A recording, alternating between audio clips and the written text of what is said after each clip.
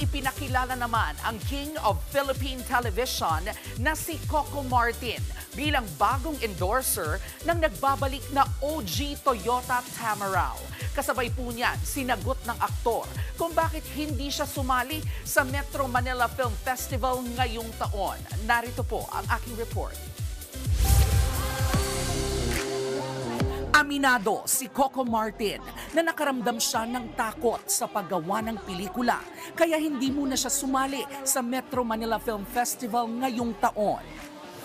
Natutuwa ako kasi lahat ng mga mahuhusay na artista, yung mga veteran actors, sila Ate B nagagawa, sila Kuya Aga, 'di ba? Si Vice bumalik ulit, si Bossing bumalik. Tapos nandiyan yung movie nila Jules, si Topak with si Arjo. Doon ako natatakot at natutuwa. Grateful naman daw si Coco sa lahat ng blessing na natanggap niya ngayong taon, kabilang na ang bago niyang project.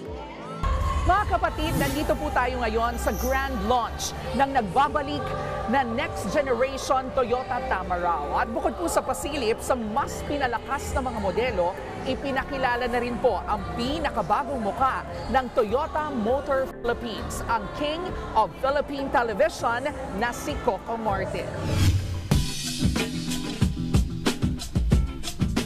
Full circle moment daw para kay Coco ang maging bagong endorser ng Next Generation Toyota Tamaraw. Sabi ko nga dati, sumasakay lang ako niyan ng FX. Tapos naalala ko nun, yung tito ko driver ng FX. Kapag pinapalinis sa amin yun, binibigyan kami ng 20, kami maglilinis ng Tamaraw FX noon. Tapos ngayon, biruin mo, umikot siya ngayon, ako yung kinuha nila bilang pamilya ng Tamaraw ngayon. Kumbinsido si Coco, perfect ang sasakyang ito para sa mga kababayan nating naghahanap ng pagkakakitaan. Nagsimula tayo sa pandemic eh. Lahat ng mga tao ngayon nagsisimula ulit bumangon. Ngayon yung Tamaraw ngayon, iniisip niya na paano mo matutulungan ng mga Pilipino, ang mga tao. Kung gusto mo magsimula ng hanap buhay, ito yung tamang sasakyan na para gamitin mo, para makapag-isip ka kung ano yung nasa puso mo na gawing simula kung paano ka makakapagnegosyo o hanap buhay.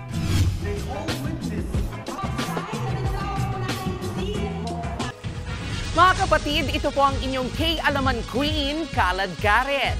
Always remember na ang K-Alaman ay K-Yamanan.